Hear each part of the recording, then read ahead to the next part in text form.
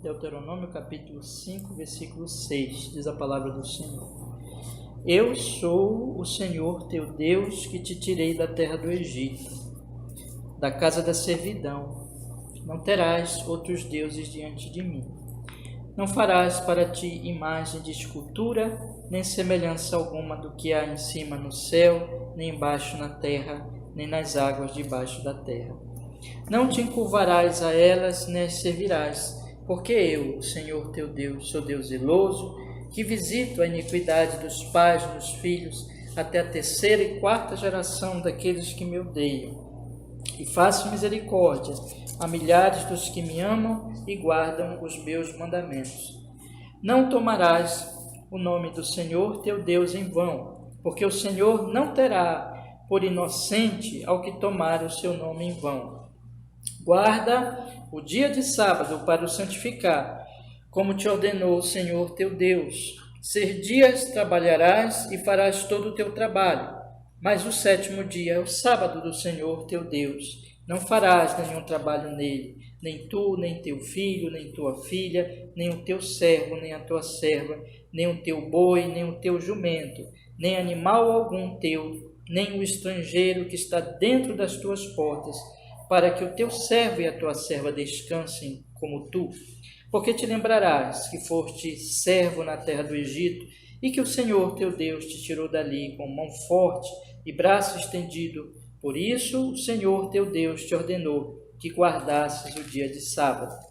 Honra a teu pai e a tua mãe, como o Senhor teu Deus te ordenou, para que se prolonguem os teus dias e para que te vá bem na terra que te dá o Senhor teu Deus. Não matarás, não adulterarás, não furtarás, não dirás falso testemunho contra o teu próximo, não cobiçarás a mulher do teu próximo, e não desejarás a casa do teu próximo, nem o seu campo, nem o seu servo, nem a sua serva, nem o seu boi, nem o seu jumento, nem coisa alguma do teu próximo. Amém. Vamos orar, meus irmãos. Senhor, nós estamos aqui nesta manhã bendita do dia do Senhor para estudar sua palavra. Rogamos que nos abençoes nisso. Queremos ouvir a sua voz. Fale conosco, Senhor. Que o Espírito Santo nos ensine e abra também o nosso coração para receber a palavra. Não só com relação a este estudo, mas abençoe essa grande série, Senhor, nos 10 mandamentos, para que seja uma série de estudos bíblicos em que conheçamos muito melhor e cada vez melhor a palavra, a vontade do Senhor para a nossa alma. Perdoa os nossos pecados por Cristo e nos abençoe neste momento, em nome de Jesus. Amém e amém. Pode sentar, meus irmãos, pode sentar.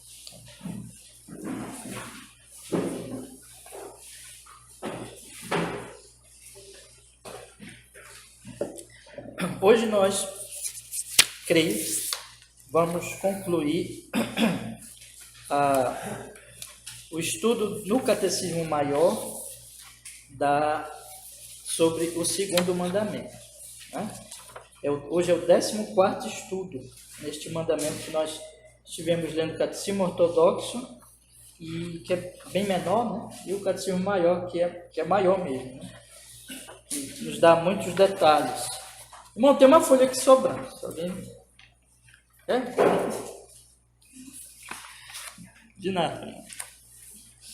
Então, hoje eu quero continuar tratando com vocês sobre as razões anexas, que é a última perguntinha que vocês têm aí. Pergunta 110, né? Então, acredito que hoje nós poderemos concluir essa leitura do Catecismo Maior. Mas, irmãos, sempre lembrando a vocês que o nosso estudo nos 10 mandamentos, ele é um estudo que está inserido na verdade bíblica de que nós somos grandes pecadores, que Jesus Cristo teve que vir aqui para morrer por nós, pagar por nossos pecados, e nós devemos todos, né? E se supõe aqui que todos nós aqui, no caso, cremos no Senhor Jesus Cristo, e que a partir do momento que nós cremos no Senhor Jesus Cristo, nós recebemos a justificação, o perdão dos nossos pecados, absolutamente de graça, porque Jesus já pagou por nós. Então a salvação não é pelas obras, a salvação é por Cristo. E nós não estamos aqui estudando esses mandamentos para tentar nos salvar pela obediência, porque isso é impossível. Porque, na verdade, a lei de Deus, ela não salva, né? A lei de Deus, ela condena. Então, quem salva é Jesus. Mas a lei de Deus, ela serve para quê então, já que ela não salva? A lei de Deus, ela é isso que nós estamos sempre relembrando os irmãos, para que os salvos conheçam a vontade de Deus para as suas vidas. A lei de Deus, ela não é para salvação, mas ela é para direcionamento, para que nós, depois de salvos por Jesus, possamos agora andar numa vida de gratidão e obediência. E essa obediência é exatamente a obediência aos mandamentos, à lei de Deus, à palavra de Deus. Então, nós devemos sempre lembrar disso, que nós não estamos aqui estudando esses mandamentos como um meio de salvação, mas como uma expressão, para que seja uma expressão de nossa gratidão, porque nós já fomos salvos, né? Eu sempre repito isso porque para nós nunca esquecermos. Uma segunda coisa que eu sempre repito é que o segundo mandamento, ele está ligado ao primeiro mandamento. O primeiro mandamento é: não adorem deuses falsos. Adorem unicamente o verdadeiro Deus, né? Então, o primeiro mandamento, ele é o principal, por isso que ele é o primeiro. Ele diz assim, a quem nós devemos adorar, né? Então, nós levamos aqui várias semanas tratando do primeiro mandamento. O segundo mandamento, ele trata da forma desta adoração. Eu devo adorar unicamente a Deus, mas eu devo adorar a Deus de uma forma como Ele designa, como Ele determina, né? E aqui isso se refere principalmente ao culto público.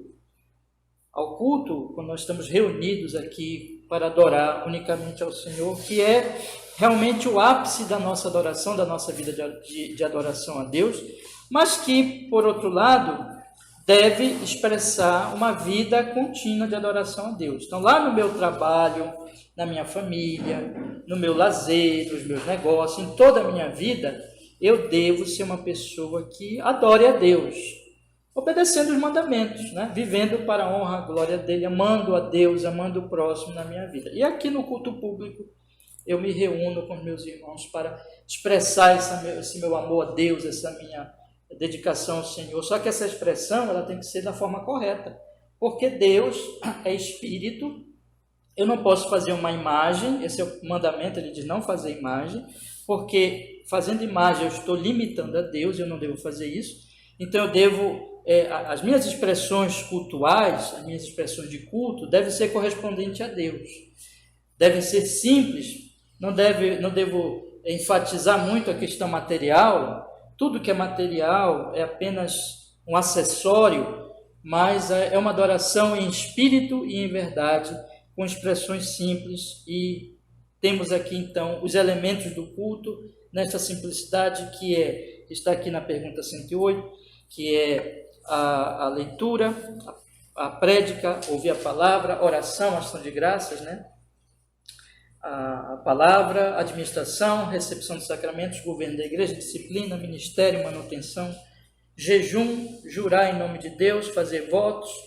Esses são os elementos do culto, alguns que são ordinários, ou seja, todo o culto nós fazemos, e alguns são extraordinários, que é o caso do jejum, que é o caso do juramento, dos votos e assim por diante.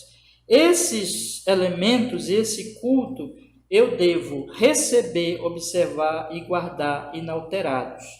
Esses elementos, esse culto, eu devo fazer isso. Então, guardá-lo no meu coração, obedecê-los conforme Deus ordenou. E quanto ao falso culto, eu devo desaprovar, detestar, me opor, conforme a minha vocação e chamado. E os pecados proibidos deste mandamento são exatamente eu estabelecer, aconselhar, mandar, usar e aprovar qualquer culto não instituído por Deus. E aqui o nosso Catecismo Maior, ele dá aqui alguns exemplos dentro deste mandamento, né? Interpretando o mandamento, muito bem, de forma muito precisa, dizendo que eu não devo fazer imagem de nenhuma das pessoas da Trindade, é um pecado proibido aqui.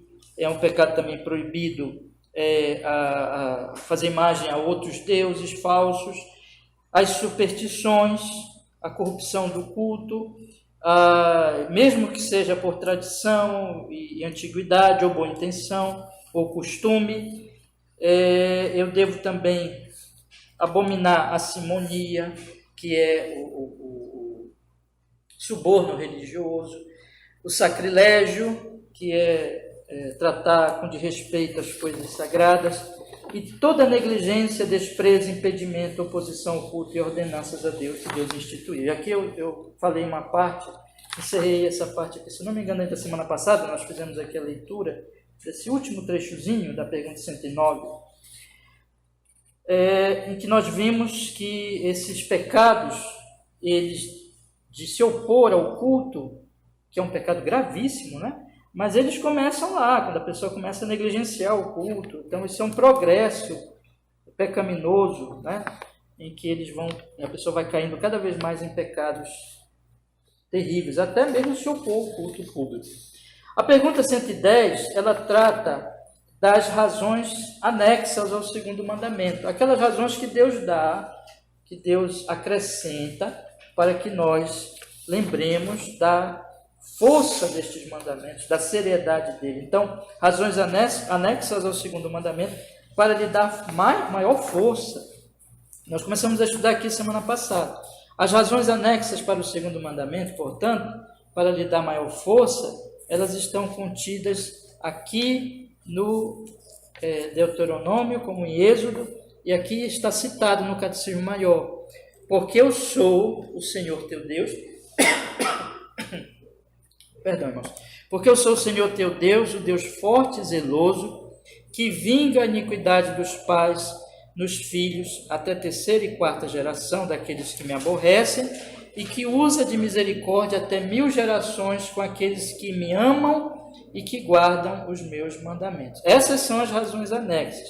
Aí o Catecismo Maior explica aqui. São, além da soberania de Deus sobre nós e seu direito de propriedade em nós, então isso aqui é uma razão anexa. Outra razão, além dessa, o seu zelo fervoroso pelo seu culto. Vamos estudar isso agora. Comecei só a tratar rapidamente no finalzinho do estudo da semana passada. E indignação vingadora contra todo o falso culto, considerando uma apostasia religiosa, tendo por inimigos os violadores desse mandamento e ameaçando puni-los até diversas gerações, e tendo por amigos os que guardam seus mandamentos, prometendo-lhes a misericórdia até muitas gerações. Se os irmãos forem olhar, aqui em Deuteronômio mesmo, no capítulo 5, no versículo 8, diz assim: não farás para ti imagem de escultura, nem semelhança alguma do que há em cima no céu, nem embaixo na terra, nem nas águas debaixo da terra. Não te curvarás a elas, nem as servirás, porque eu, o Senhor, teu Deus. Primeira razão anexa, eu sou o teu Deus. Nós estudamos aqui semana passada. Então, ele é Deus, único Deus verdadeiro, Criador, provedor e redentor. Nós devemos levar ele a sério e devemos honrá-lo e adorá-lo como ele manda, porque ele é Deus, ele não passa essa autoridade para a nossa vontade, como eu vou adorar ele como quiser, não é assim. Então ele é o Deus, eu devo honrá-lo como Deus e devo reverenciá-lo como ele manda, como ele ordena. Eu não devo desobedecê-lo, afrontá-lo, e nós somos propriedade dele, irmãos. Isso aqui eu não enfatizei muito semana passada, mas nós somos propriedade dele, ele tem direito sobre nós. Nós não temos direito sobre Deus, nós não temos direitos de exigir de Deus aquilo que vem na nossa cabeça, porque ele é o Criador, nós somos criaturas. Então isso significa, e mais, nós somos salvos por ele, então nós somos criaturas e somos redimidos por sua graça, por sua misericórdia. Então nós não temos direitos de dizer assim, não, vamos reivindicar coisas de Deus e que ele aceite a nossa vontade. Não é assim.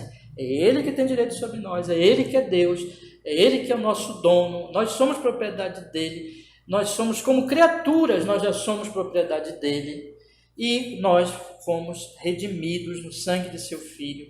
Então nós não temos que desonrá-lo e achar que nós temos o direito de nos reunir aqui e de fazer qualquer coisa que ele não ordenou.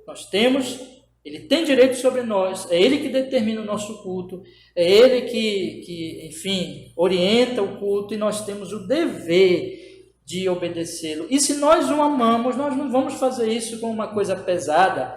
É aí que está a primeira parte, que nós estamos estudando aqui o mandamento, como gratidão. Se eu amo ao Senhor, eu não quero desobedecê-lo. É como se você ama esposa, esposo, filho, pai, você se desagrada em entristecer essas pessoas, em ofender, em ferir essas pessoas, né? Você ama e quer o bem delas e se empenha em agradar essas pessoas. Se nós amamos a Deus, irmãos, nós temos o prazer e a alegria de cultuar a Deus conforme Ele manda, e não de começar a inventar coisas. Porque eu coloquei até um texto essa semana lá, porque eu estou fazendo assim, irmãos. Eu tenho os estudos do domingo e eu procuro colocar nos textinhos que eu publico cada dia da semana. Estou fazendo isso de terça a sexta. Eu procuro fazer uns resumos, né, só para fortalecer mais ainda a meditação dos irmãos. E o texto que eu coloquei lá, acho que foi sexta-feira, é que a pessoa... A expressão do culto mostra se aquela igreja local ela está adorando a Deus ou não. Porque se ela ama a Deus ou não, se ela está adorando a Deus ou não. Então, se uma igreja ela faz coisas para agradar os membros da igreja, porque os membros da igreja querem que seja feito assim aquele culto, ou ela faz coisas para agradar as pessoas de fora da igreja, para atrair essas pessoas, né? Eu dei até exemplo semana passada de um documentário que está sendo bem assistido aí, que até recomendo aos irmãos, que está na Discovery, né, que é sobre uma igreja, uma mega igreja, um escândalo de uma mega igreja. E essa mega igreja ela é conhecida por isso, por fazer um culto show e atrai multidão de jovens. Se você participar de um culto dessa igreja, é como se você estivesse em qualquer show normal, né? Então, eles fazem isso, evidentemente, para atrair os jovens. Tem muita música, tem muita dança, tem muitas luzes, é um show, né? As pessoas cantam muito bem, e ali a ênfase está exatamente em agradar e atrair as multidões.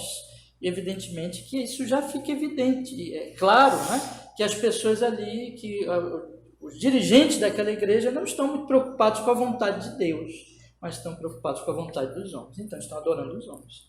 Então, pela expressão do culto, você já vê isso. Da mesma maneira, pela frequência ao culto, a pessoa já mostra se ela ama ou se ela não ama a Deus. Essas coisas são, sabe, irmãos, elas mostram a realidade ou denunciam, mostram a realidade espiritual ou denunciam a falta de vigor, de amor, de zelo por Deus.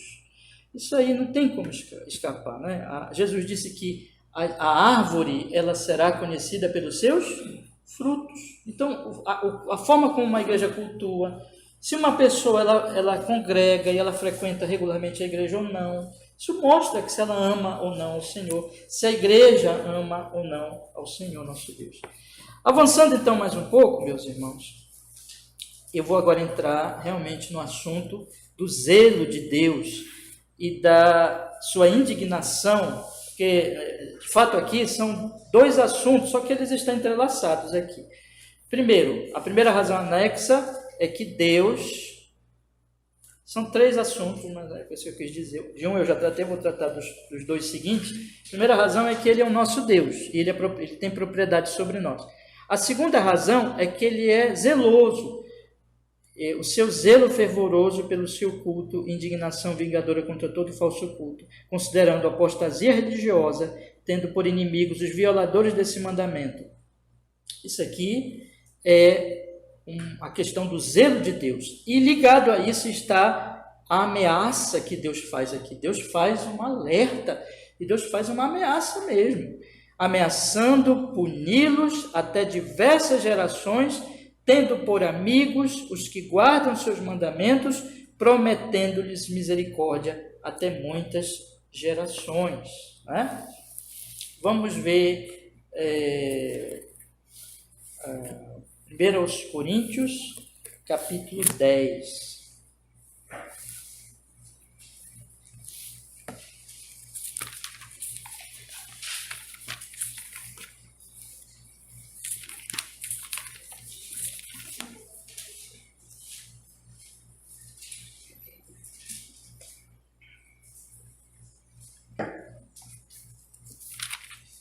Aos Coríntios, capítulo 10.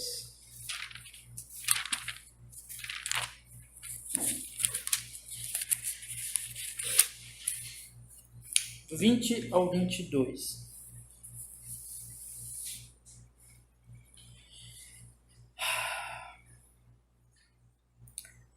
Antes, digo que as coisas que os gentios sacrificam, as sacrificam aos demônios e não a Deus. E não quero que sejais participantes com os demônios. Não podeis beber o cálice do Senhor e o cálice dos demônios. Não podeis ser participantes da mesa do Senhor e da mesa dos demônios. Ou irritaremos o Senhor.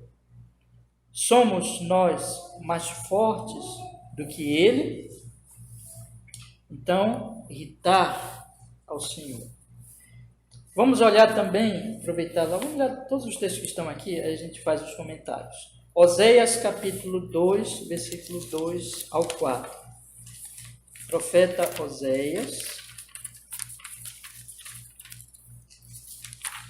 capítulo 2, do verso 2 ao 4.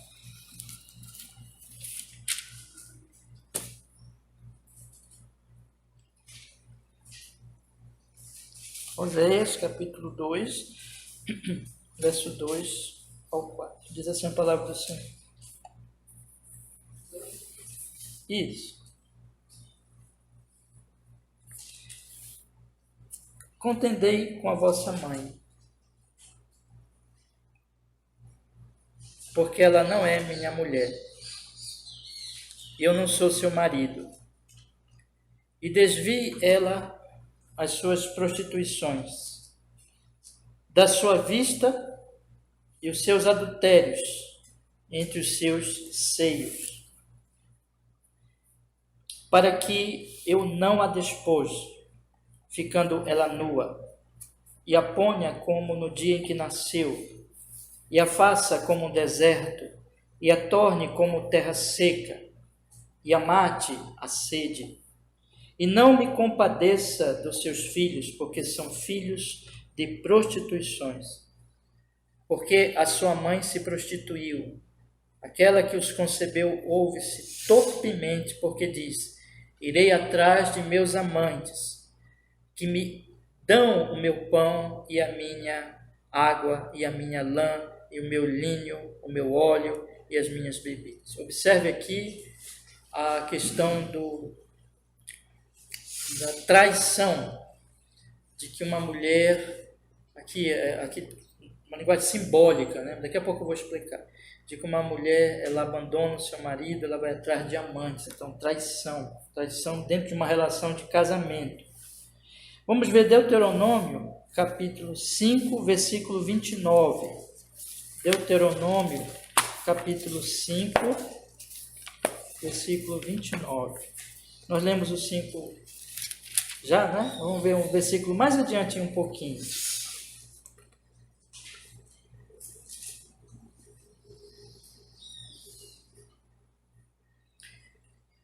Quem dera que eles estivessem tal coração, que me temessem e guardassem todos os meus mandamentos, todos os dias.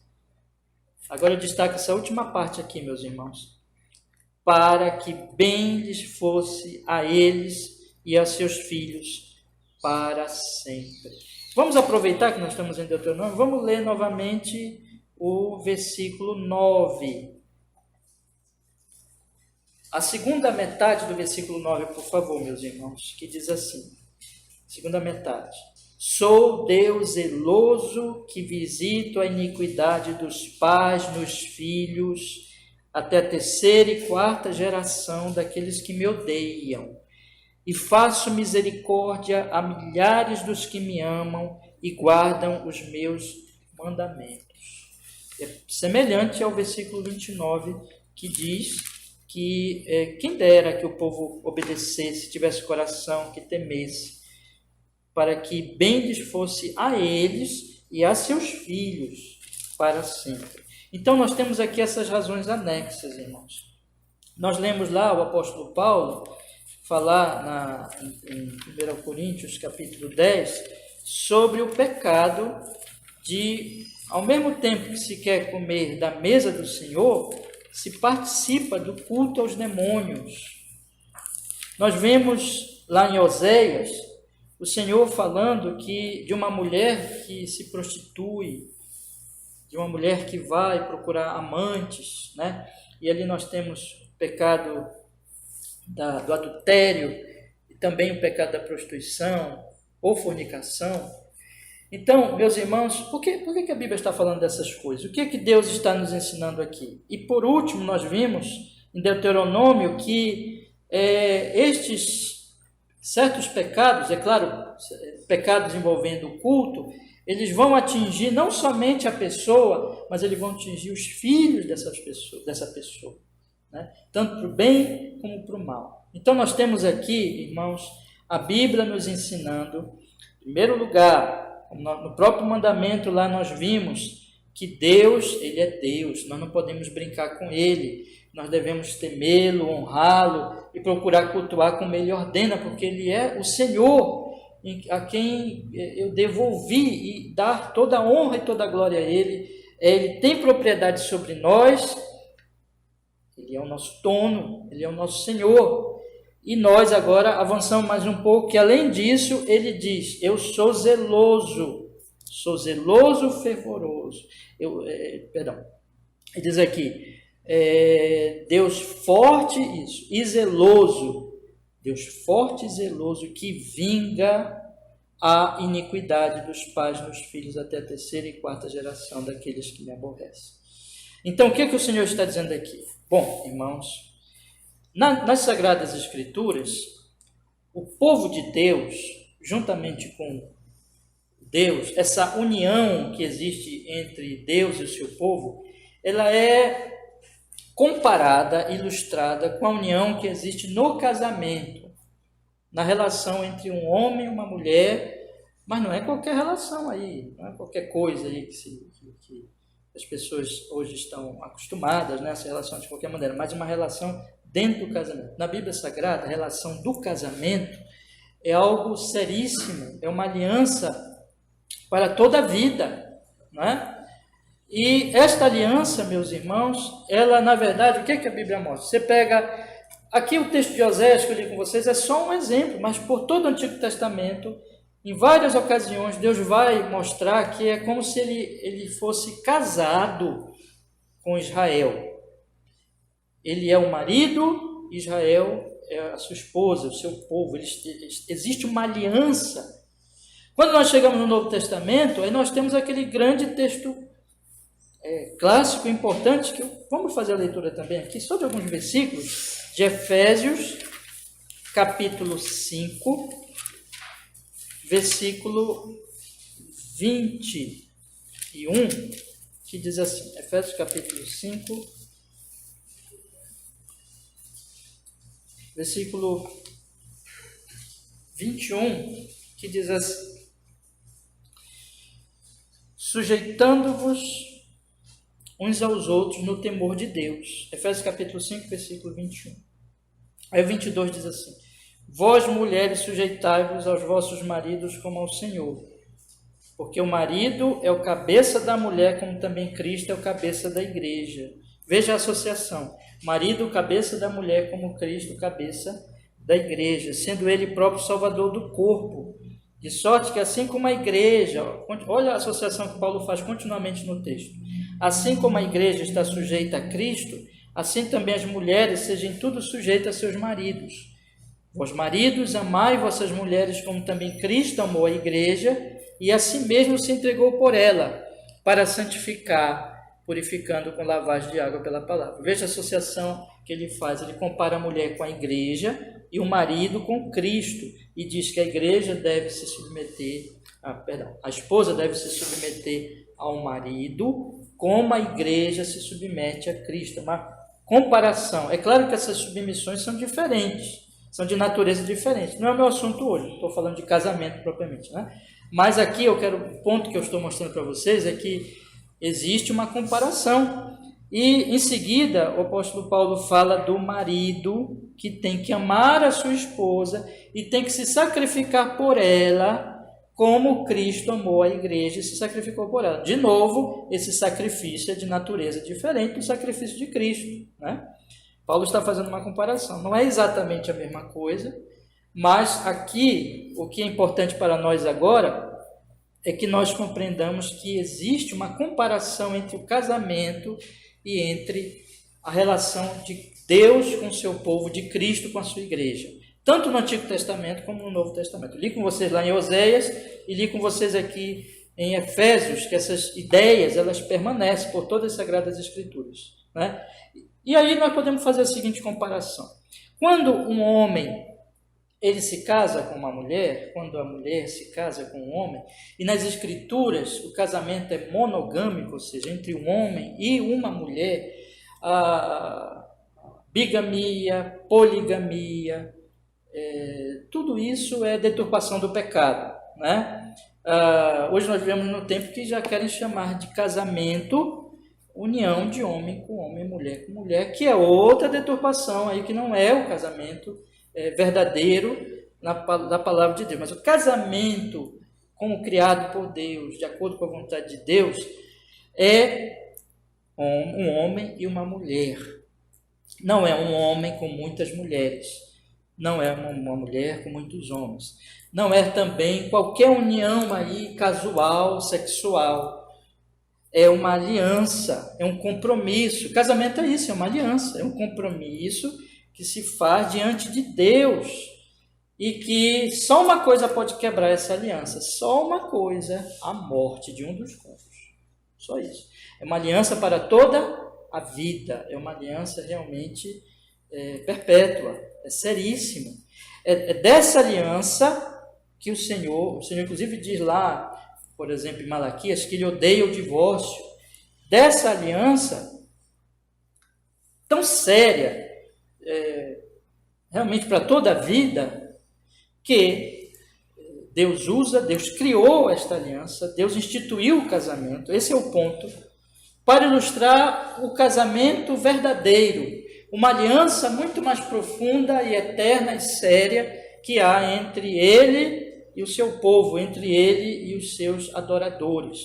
Todo aquele, portanto, que se prontifica em adorar a Deus, em citar o nome de Jesus, em se reunir em culto e adorar a Deus, ele precisa saber que ele está dentro desta aliança seríssima.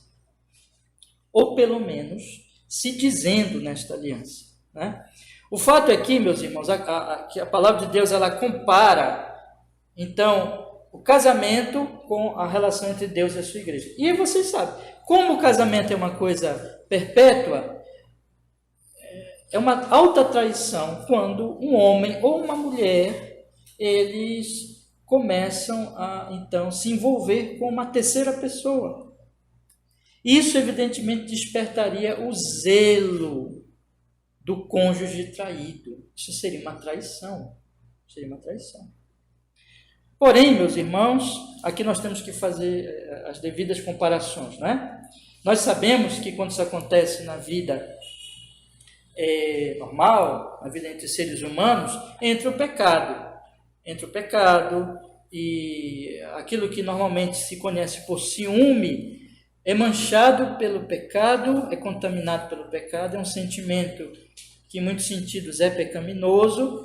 Inclusive nós poderíamos traduzir zelo por ciúme, mas é melhor colocar zelo para não associar com o ciúme pecaminoso que existe entre homens e mulheres e assim por diante. Mas aqui a Bíblia está fazendo uma comparação para nos mostrar o seguinte, que a aliança não pode ser quebrada. Se a aliança for quebrada, despertará o zelo de Deus. O que o Senhor está dizendo aqui? O Senhor está dizendo o seguinte, e aí eu vou convidar vocês para abrirem Oséias, ficarem com marcadinho aí. A gente vai fazer uma leitura aí conjunta entre Oséias e 1 Coríntios, tá bom? Deixe marcadinho na sua Bíblia, 1 Coríntios 10, 20 e Oséias também, para nós lermos aí de acordo com a necessidade, tá bom? 1 Coríntios 10, 20 e Oséias 2, 2. Então, vou abrir também aqui a minha que eu fechei, aí vocês deixem marcada. Oséias, capítulo 2, verso 2. Bom, nós temos Paulo dizendo aqui sobre o zelo de Deus. Observe a comparação de Oséias. Oséias diz assim, vamos ler primeiro Oséias. Versículo 2. Contendei com a vossa mãe, contendei porque ela não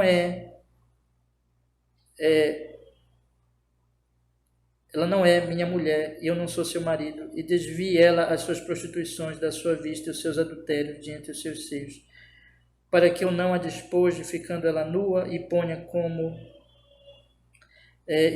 no dia em que nasceu, e faça como um deserto, e a torne como uma terra seca, e mate a sede. E não me compadeça dos seus filhos, porque são filhos de prostituições. Porque sua mãe se prostituiu, aquela que concebeu ouve-se torpemente, porque diz, irei atrás dos meus amantes, que me dão o meu pão, e a minha água, e a minha lã, e o meu linho, o meu óleo, e as minhas bebidas. Aqui está, meus irmãos.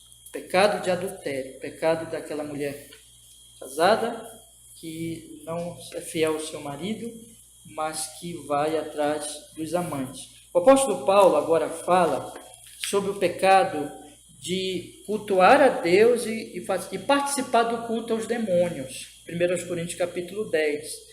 Ele diz no versículo 20.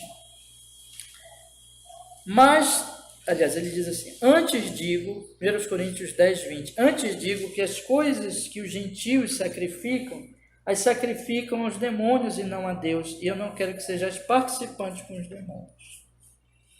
Não podeis beber o cálice do Senhor e o cálice dos demônios, não podeis ser participantes da mesa do Senhor e da mesa dos demônios, ou irritaremos ao Senhor. Somos nós mais fortes do que Ele?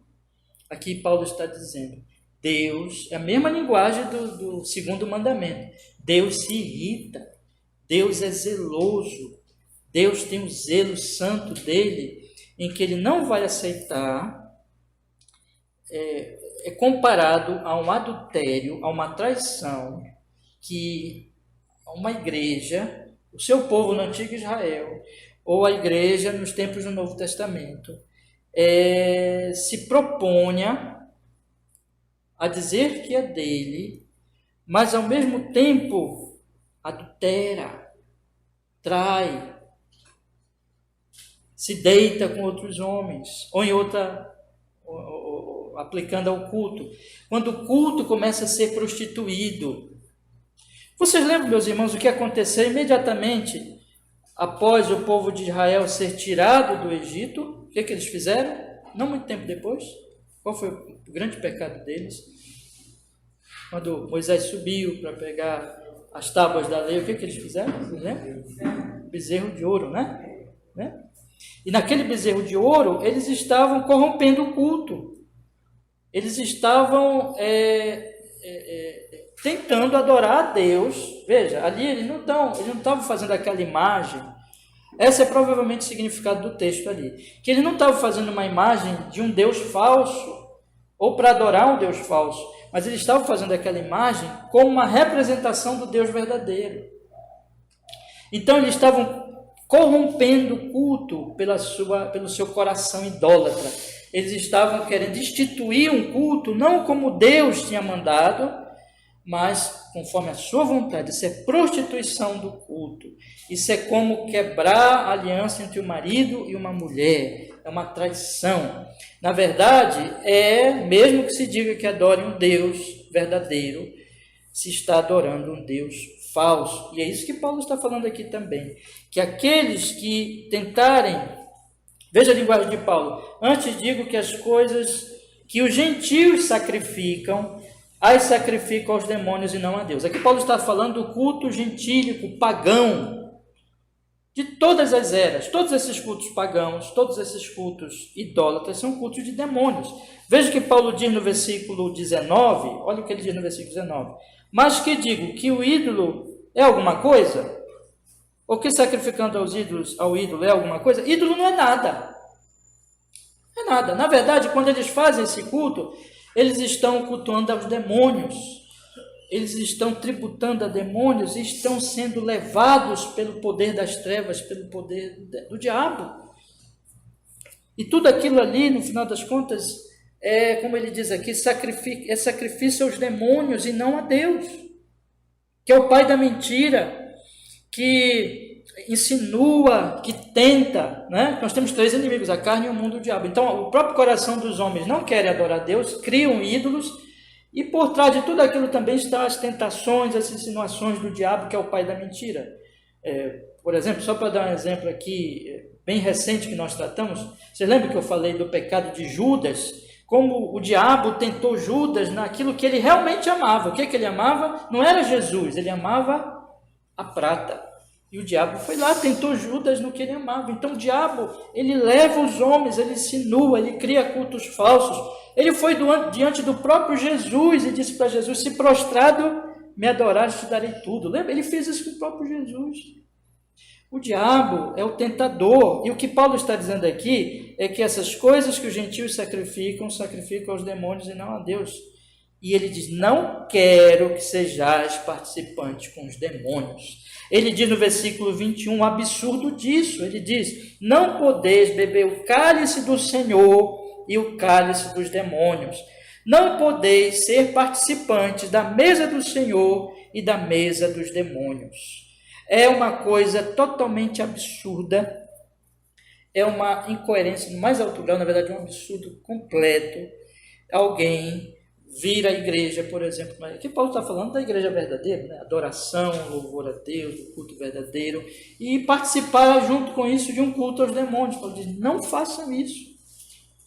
Vocês não podem participar das 2 mesas, vocês não podem participar dos 2 cultos, porque isso é traição, porque isso é a mesma coisa que uma mulher trair seu marido, ou o marido trair sua esposa. Na associação que a Bíblia faz, na comparação que a Bíblia faz, nós estamos em uma aliança com Deus, em que nós devemos adorá-lo, cultuá-lo somente a Ele, e não divididamente, vamos dizer assim, e não tentar adorar Ele e cultuar os demônios. E isso tem a ver com a corrupção do culto. Então, todos aqueles que estão começando a flertar com o paganismo, que é demoníaco, estão agradando a carne, agradando aos homens, e assim sendo levados a cultos demoníacos, mesmo que digam que são cultos para Deus, mesmo que digam que tenham o nome de Cristo, mesmo que digam como o povo de Israel lá, quando saiu do Egito, que estão fazendo um bezerro de ouro, mas estão fazendo para Deus.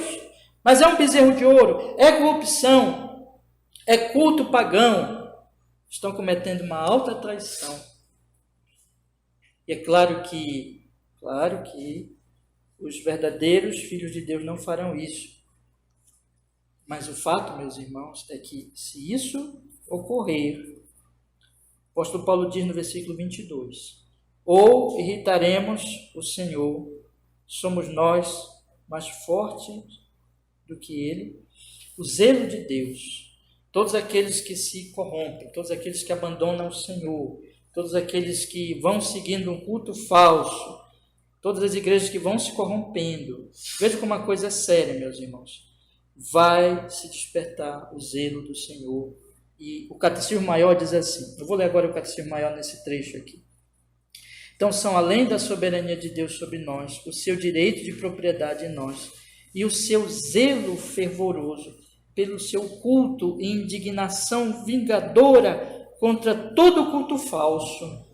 Deus se vingará como um marido traído, mas não, é claro, com mero ciúme pecaminoso, nada que tenha a ver com pecado, porque Deus é santo, mas a palavra mais apropriada, o zelo de Deus vai fazer com que Deus se vingue contra todo culto falso, considerando, olha o que o Catecismo Maior diz, palavra importantíssima, apostasia religiosa. Todo culto falso é apostasia, todo culto falso é abandono da verdade. Às vezes nós pensamos que culto é uma coisa irrelevante, como se cultua. Não, meus irmãos. Uma das coisas que mostra, vou repetir aquilo que eu falei no textinho que eu apresentei lá no nosso grupo e falei já aqui na nossa mensagem de hoje. A forma que se cultua mostra que ali está sendo adorado a Deus ou um ídolo. Se aquele culto é cristão ou pagão. Se uma igreja vai se corrompendo e acrescentando coisas e agradando os homens, mesmo que ela encha de pessoas o seu local de culto, mesmo que as pessoas se sintam bem, mesmo que as pessoas saiam de lá, inclusive nesse documentário, que eu recomendo de novo que os irmãos assistam, as pessoas saíam de lá, as pessoas entrevistadas diziam, eu ia ali e me sentia tão bem, era uma palavra de paz. Não adianta, não importa, aí não é questão meramente de sentimento, porque uma pessoa pode se sentir bem no pecado. Pecado é isso, pecado faz com que a pessoa se sinta bem no erro, porque o pecado é cegueira. A nossa paz, o nosso sentimento de paz não significa que nós estamos certos. Nós temos que ter cuidado com sentimentalismo. Sentimentalismo é quando o meu sentimento ele é levado a, vamos dizer, o meu Senhor, aquilo que me dirige. Quando eu faço isso, eu caio no erro. Temos que ter cuidado também com o racionalismo, que é quando a minha razão ela é a minha única direcionadora. O que a Bíblia fala? A Bíblia fala que meu direcionamento é Deus na sua palavra. A minha razão tem que ser instruída pela palavra e os meus sentimentos vão ser movidos por essa instrução. Aí eu vou ficar alegre, eu vou ter paz, eu vou ter o gozo do Senhor, eu vou experimentar as emoções corretas, mas essa emoção não deve ser, vamos dizer assim, descolada da verdade. Eu estou me sentindo bem, então Deus está se agradando. Coisa nenhuma. Você pode estar se sentindo bem no erro, no pecado. E quando a palavra vem, você não vai se sentir bem, porque a palavra ela vai tocar a tua consciência. A mentira faz nós nos sentirmos bem no pecado, no erro. Mas o ponto aqui, irmãos, é que Deus considera isso apostasia.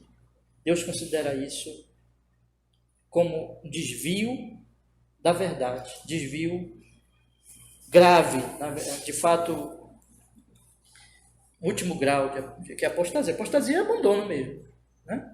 E aí, ele vai se vingar. Ele ameaça puni-los. E essa punição, irmãos, é séria demais. As pessoas, elas não levam em conta isso. Elas não levam em conta o que Paulo diz aqui no versículo 22. Ou irritaremos o Senhor, somos nós mais fortes do que Ele. Elas não levam em conta, vamos voltar para Êxodo capítulo 20. Elas não levam em conta o que está escrito aqui, na razão anexa ao segundo mandamento. Eu digo aos meus irmãos que o nosso país vive tanta dor, tanta tristeza, de geração em geração, porque com uma evidência do que Deus ameaça aqui. E Deus ameaça, no versículo 5, na segunda metade também, diz assim: sou Deus zeloso, que visito a iniquidade dos pais nos filhos, até a terceira e quarta geração daqueles que me odeiam. Deus está dizendo aqui que haverá uma visitação, que haverá uma manifestação da sua ira nas próximas gerações daqueles que apostatam. Isso significa que a minha apostasia, ela não ameaça, ela não traz dor e sofrimento apenas para mim, mas ela trará dor e sofrimento para meus filhos, para a próxima geração, para meus netos. O que a Bíblia quer dizer aqui, irmãos? A Bíblia não quer dizer, esse é um ponto que nós precisamos entender muito bem, que eu vou pagar pelos pecados dos meus pais, não é isso. Não é naquele sentido de que o que o meu pai fez, o pecado do meu pai vai cair sobre mim. Não é isso. O que a Bíblia está falando aqui é mais no sentido, eu creio que nós devemos compreender exatamente nessa forma, é mais no sentido da influência. Da influência. Deus, ele está dizendo aqui que o que diz, por exemplo, Romanos. Romanos diz que Deus, na sua ira, entrega os homens ao seu coração. E um homem pagão, um homem ímpio, pagão, por mais que seja um paganismo dito cristão, ele ensinará os seus filhinhos no paganismo. Ele ensinará as suas crianças na falsa religião. Ele será uma expressão visível desse paganismo para os seus filhinhos. Aquelas crianças já vão crescer nisso. E isso, meus irmãos, é essa manifestação de zelo do Senhor. Quando Deus retira, quando Deus retém a sua graça, quando Deus não dá a sua graça a um homem, aquilo não vai somente afetá-lo, mas isso vai afetar também os seus filhos, que vão crescer naquele ambiente, e os filhos daqueles filhos dele, que também crescerão no mesmo ambiente, a não ser que a graça os atinja. A não ser que o Evangelho de Cristo quebre esta manifestação da ira, né, quando Deus ele concede sua graça. Mas é interessante, eu não quero ficar aqui com vocês nessa parte. Eu quero ficar com a parte melhor, porque dia desse mesmo eu li, né? Foi muitos dias que eu li um livro de um pastor que disse assim: mesmo quando nós falamos do zelo de Deus, da ira de Deus, nós devemos lembrar ao nosso povo que existe a graça de Deus. E a Bíblia toda é cheia da graça de Deus. Veja o que ele diz no versículo 6. E faço misericórdia a milhares dos que me amam e que guardam os meus mandamentos. Você percebe o contraste importante? Porque quando é o zelo dele, é até a terceira e quarta geração. Mas quando é a misericórdia dele, é milhares dos que me amam e que guardam os meus mandamentos. Então, meus irmãos, eu quero te falar da graça de Deus. É só a graça de Deus que pode romper isso. Isso está acontecendo na sua família. E você deve ter consciência disso. Tá? Eu sei aqui que todo mundo tem parentes não cristãos. Tem irmãos, pais, filhos. E eu quero dizer para você, só a graça de Deus pode romper isso. Mas nós temos que ter consciência de que os nossos pecados, que a nossa rebeldia, ela não afeta só nós, irmãos. Ela afeta aqueles que estão em volta de nós, e especialmente os filhos e as próximas gerações. Isso tem que nos levar a pensar assim sobre a nossa responsabilidade, sobre o nosso cuidado com o culto, porque o nosso cuidado com o culto não, e com verdadeira adoração, o serviço ao Senhor, não afetará somente a nós, mas afetará especialmente os nossos filhos, nossos familiares, os nossos próximos. E, portanto, nós temos que entender que Deus é zeloso. E aquele que apostata, aquele que se desvia, aquele que abandona o culto verdadeiro e segue o culto pagão, Deus trará esse juízo sobre essas pessoas. Isso é seríssimo. Porém, nos apeguemos à graça de Deus.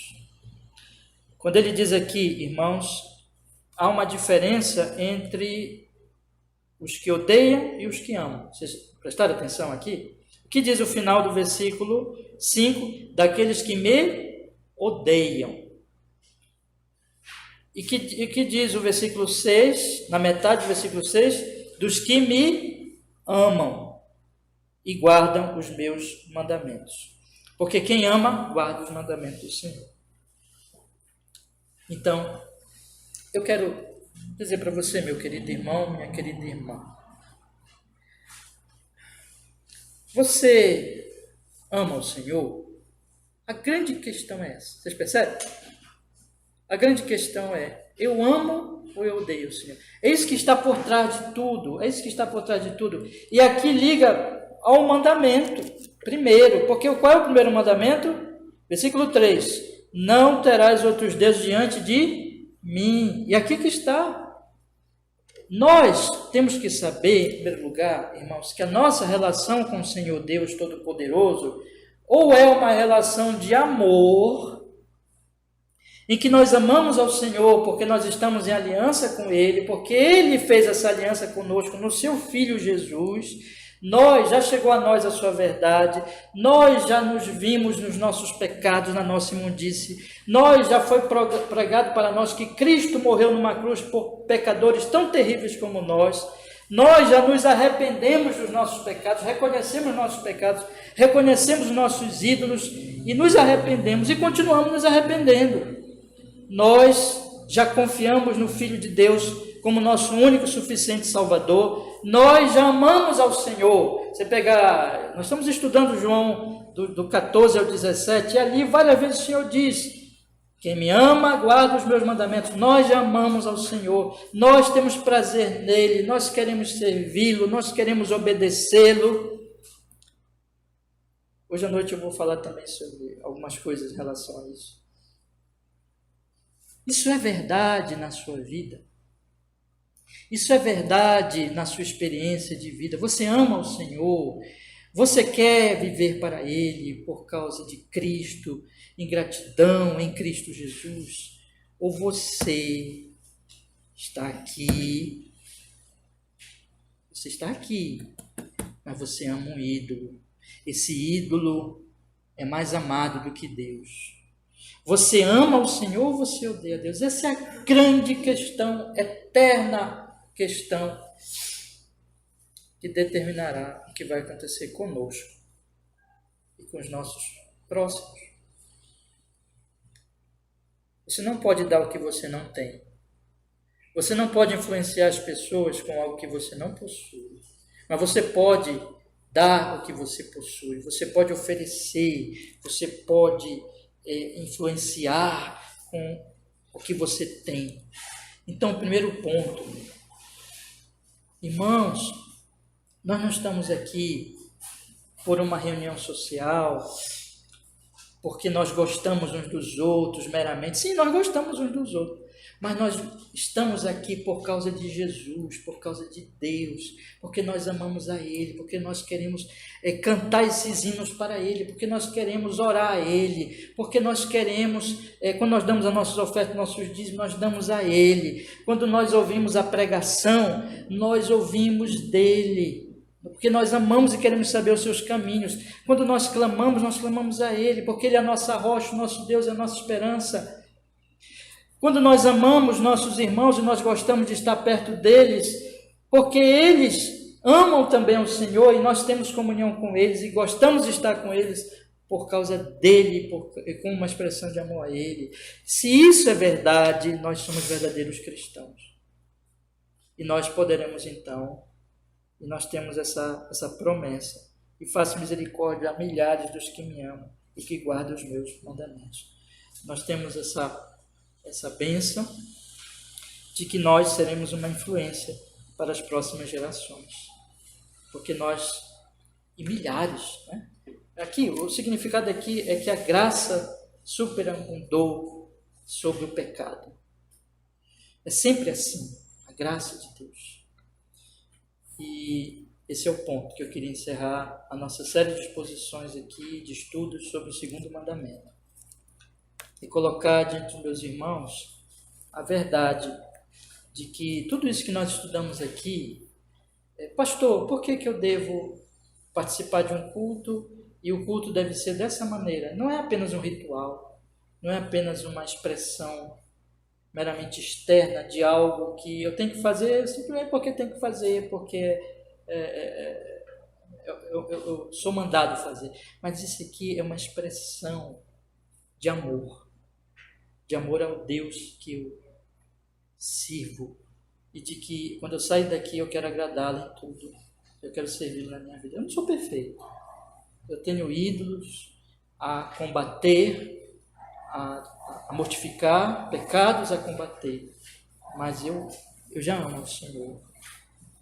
Esse é o ponto, meus irmãos, e é isso que vai nos guardar, a graça do Espírito Santo que se manifesta nesse amor e nesse cuidado em servir e adorar o Senhor como Ele ordena, que vai nos guardar da apostasia, do culto falso, e vai nos guardar da idolatria, e vai nos guardar de despertar em Deus este zelo. Ao contrário, graça sobre graça. Né? Eu queria encerrar, nós vamos receber graça sobre graça. Eu queria encerrar com Romanos, abre sua Bíblia, por favor, Romanos capítulo 1.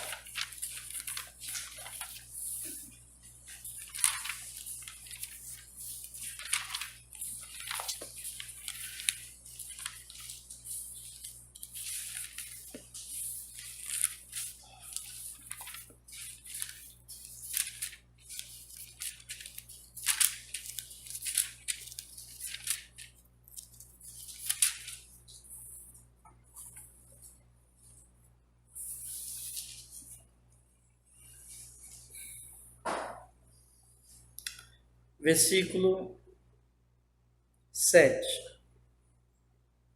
A todos que estáis em Roma, amados de Deus, chamados santos, graça a vós e paz da parte de Deus.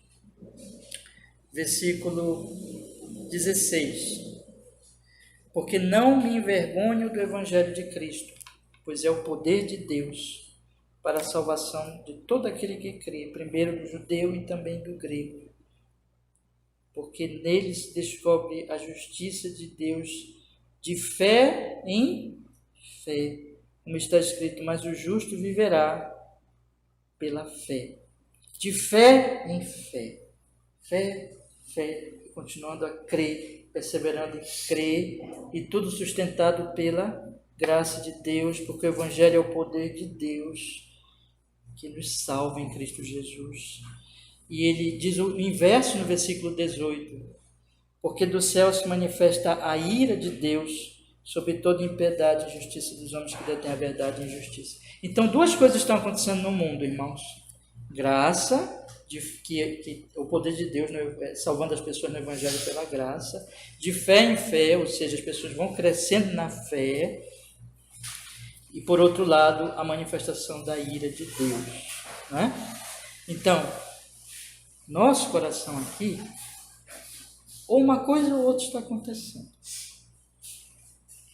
Ou a graça sobre graça, e de fé em fé está acontecendo, ou não. Eu queria dar 2 conselhos finais, se os irmãos me permitem. Aqui nós vamos orar.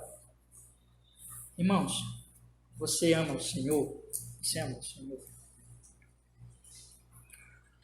Busque amar mais.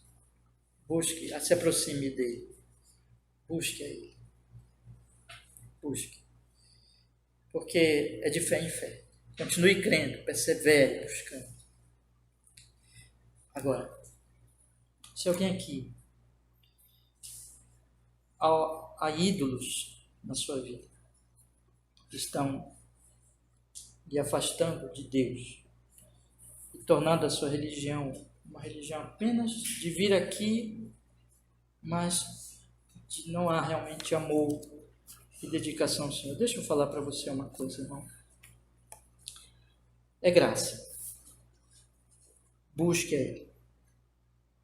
Clame por graça. Diga, Deus, eu não quero uma religião de aparência. Eu quero uma religião verdadeira. Eu quero te amar de verdade. Fale com Ele isso. Eu quero dizer para você, se você buscar o Senhor, se aproximar dEle, se expor à sua palavra, a Bíblia diz que Ele é gracioso, Ele é misericordioso.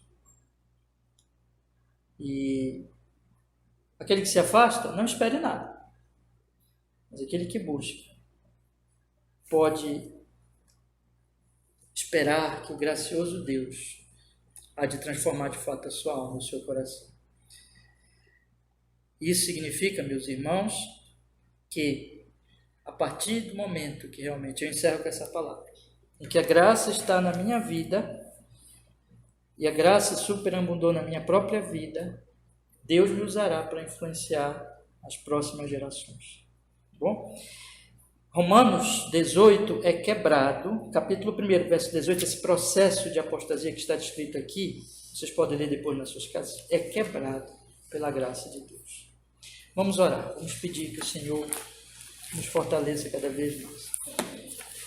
Senhor, nosso Deus, muito obrigado que nós pudemos, nesta manhã, meditar, Senhor, e falar, completar este estudo sobre este assunto tão importante, tão sério, que é o segundo mandamento, Senhor nosso Deus. A nossa oração é que, pelo Espírito do Senhor, o Senhor opere na nossa vida esta graça bendita. Se houver alguém aqui nesta manhã que ainda não foi transformado, que o Espírito Santo transforme, regenere, converta. Opere, Senhor, esta graça bendita. E aqueles que já te amam, já creram, já se arrependeram, que possam prosseguir, que possam receber graça sobre graça, fé em fé, e se fortaleçam, Senhor.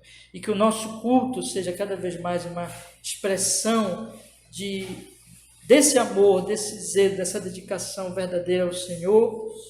E assim, Deus Todo-Poderoso, nós possamos também influenciar, Pai Celestial, a nossa família, filhos, próxima geração, que o Senhor opere na nossa alma pelo Espírito Santo, para que através da nossa vida, Senhor, as próximas gerações recebam também esta graça, em nome de Jesus, que possam te amar. Nós amemos e eles também te amem, em nome de Jesus. Que assim seja, Senhor. Louvado seja o Senhor hoje e sempre em Cristo. Amém.